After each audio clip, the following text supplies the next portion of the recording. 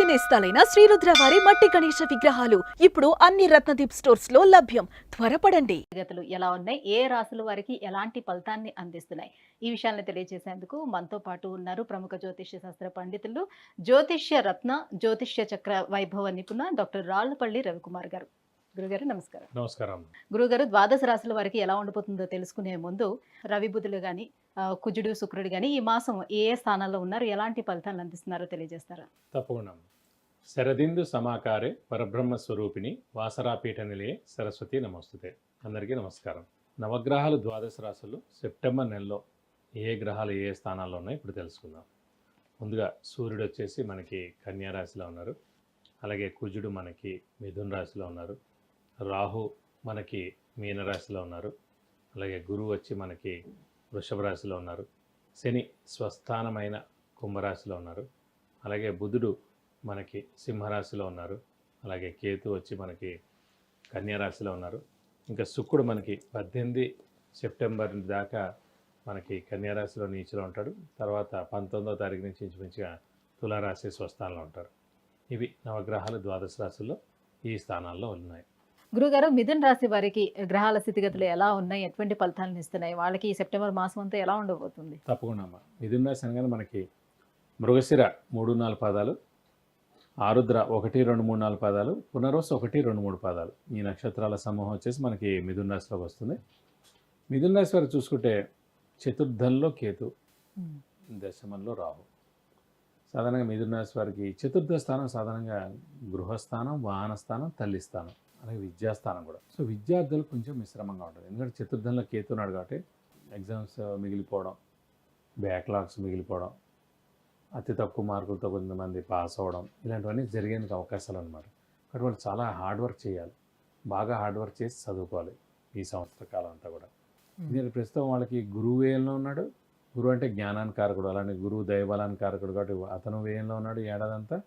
అలాగే ప్రస్తుతం కేతు కూడా చతుర్థ స్థానంలో సంవత్సరం అంతా ఉంటాడు. అలాగే రాహు దశమంలో ఉండి సప్తమ స్థానం అంటే చతుర్థాన్ని చూస్తాడు. సో రాహు కూడా ఈ చతుర్థ స్థానాన్ని చూస్తాడు. కాబట్టి కొంచెం విద్యార్థులకు మటుకు జాగ్రత్తగా మనం చూడాలి.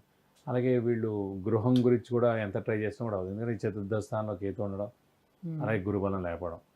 వాహనం విషయం కూడా అంతే, వాహనం కొనాలనుకుని కూడా ఎంతకీ కొనలేకపోవడం, అలాగే వాహనాలకి చాలా ఖర్చు అవడం.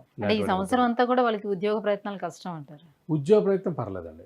నేను చెప్పేది ముఖ్యంగా చదువుకోవచ్చు విద్యార్థులకి మాత్రం. అలాగే ఇల్లు కొనే వాళ్ళకి, వాహనం కొనే వాళ్ళకి, అలాగే మదర్ తల్లి స్థానం కూడా చతుర్థం కాబట్టి కొంచెం మదర్ కూడా కొంచెం చిన్న చిన్న అనారోగ్యాలు చేసేందుకు అవకాశాలు ఉన్నాయి. అలాగే చతుర్థ స్థానం అనేది మనసుకు సంబంధించిన కూడా స్థానం అన్నమాట, హృదయ స్థానం అంటారు. సో హృదయం కూడా కలవరపడడం, ఎవరైనా మాట అనడం, ఇలాంటివన్నీ కూడా జరిగేందుకు అవకాశాలు ఉన్నాయి. అక్కడ కొంచెం జాగ్రత్తగా మనమే మౌనంగా ఉండడం, పెద్ద టాస్క్లు ఏమీ తీసుకోకుండా మామూలుగా ఉంటే సరిపోతుంది. అలాగే వ్యాపారస్తులు కూడా గురువు వ్యయంలో ఉన్నాడు కాబట్టి గురువు చాలా ఇంపార్టెంట్. గురువు ధనకారకుడు కూడా ఎవరికైనా సరే. గురువు ధనకారకుడు, అలాగే దైవబలానికి కూడా కారకుడు, దైవానుగ్రహానికి కూడా కారకుడు. కాబట్టి గురువు వ్యయంలో ఉన్నాడంటే ఖర్చు స్థానంలోనే గురువు ఉన్నప్పుడు వ్యాపారస్తులకి ఖర్చు ఎక్కువ ఉంటుంది, క్రెడిట్స్ ఎక్కువ ఇస్తారు, ఖర్చు ఎక్కువ ఉంటుంది. క్రెడిట్స్ ఇచ్చిన వెనక్కి రావు, అప్పులు వెనక్కి రావు, కొత్త అప్పులు చేయాల్సి ఉంటుంది, షూరిటీస్ అస్సలు పెట్టకూడదు, మధ్యవర్తిత్వం వహించకూడదు. సో ఇవన్నీ కూడా ఉన్నాయన్నమాట. సో మిథున రాశి వారికి కొంచెం మిశ్రమంగా ఉందనే చెప్పుకోవాలి. సో వాడు కూడా జాగ్రత్తగా ఉంటే మంచిది. అలా అని చెప్పి ఆరోగ్యానికి ఏం ప్రాబ్లం లేదండి. ఎందుకంటే ఆరోగ్యం ఆయుష్కారకుడు శని కాబట్టి అతను భాగ్యస్థానంలో స్వస్థానంలో ఉన్నాడు కాబట్టి ఆరోగ్య ఆయుష్ పరిపూర్ణంగా చాలా బాగుంది.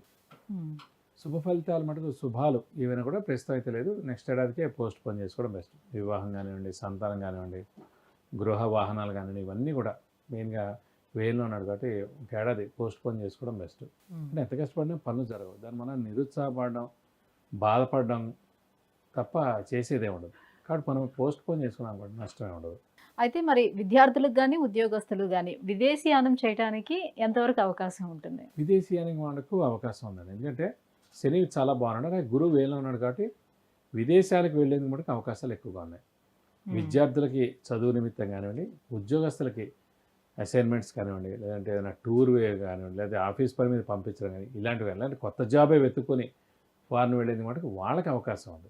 మరి వ్యయ స్థానంలో గురువు ఉన్నాడు కాబట్టి ఆర్థిక పరంగా ఎలా ఉంటుంది? ఆర్థిక పరంగా కొంచెం చిక్కులు, చికాకులు, మానసిక ఆందోళన చాలా ఉంటుందండి. ఎందుకంటే మనం ఎవరికైతే డబ్బులు ఇచ్చామో వాళ్ళు వెనక్కి తిరిగి ఇవ్వట్లేదు, అలాగే మనం ఇవ్వాల్సిన వాళ్ళకి ఏమో వాళ్ళు ఫోర్స్ ఎక్కువ చేస్తారు, మనం ఇచ్చిన వాళ్ళు వెనక్కి ఇవ్వట్లేదు. మనం ఎవరికైనా ఇవ్వాలంటే వాళ్ళు ఎక్కువగా ఫోర్స్ చేస్తుంటారు ఈ టైంలో, డబ్బులు మనకి వెనక్కి ఇవ్వాలి, లేకపోతే ప్రాబ్లమ్స్ ఫేస్ చేయాల్సి ఉంది, అలా అనవసరంగా మనకి లీగల్ నోటీసులు కూడా రావడం ఇలాంటివి కూడా జరిగేందుకు అవకాశాలు ఉన్నాయి. అందుగురించి ఏంటంటే మనం మౌనంగా ఉన్నాం అనుకోండి బెస్ట్. అలాగే డబ్బులు ఎవరికైతే మనం ఇవ్వాలో మనకు జాగ్రత్తగా డీల్ చేయడం, అలాగే మనకు ఎవరైతే ఉన్నారో వాళ్ళకి కొంచెం ఫోర్స్ పెట్టడం, అలాగే మనం కొత్తవి డబ్బులు మటుకు ఎవరికి ఇవ్వకుండా ఉండడం బెస్ట్. షూరిటీస్ పెట్టకపోవడం, మధ్యవర్తిత్వం వహించకపోవడం ఇలాంటివన్నీ చేసుకుంటూ ఉండాలన్నమాట కొన్ని రోజుల పాటు.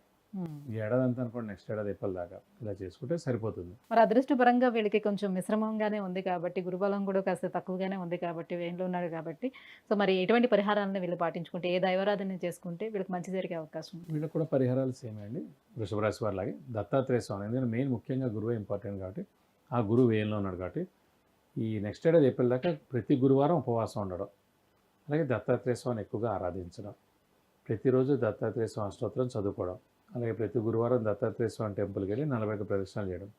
ఎప్పుడైనా సరే ఈ దత్తాత్రేయ స్వామి మేజర్ ఫేమస్ టెంపుల్స్ ఏవైతే అవన్నీ కూడా మనం వెళ్ళి మనం దర్శించుకుంటే చాలా మంచిది. అలాగే గురువుని కూడా దర్శించుకుని వాళ్ళ బ్లెస్సింగ్స్ పొందినా కూడా మంచిది. ఎందుకంటే గురువు అనేవాడే, సో గురు పరంపరలో ఉన్న రాఘవేంద్ర స్వామి కానివ్వండి, లేకపోతే మనం ముఖ్యంగా చెప్పాలంటే దత్తాత్రేయ స్వామి కానివ్వండి, ఇలాంటి వాళ్ళందరినీ ఎక్కువగా ఆరాధిస్తే కూడా చాలా మంచిది.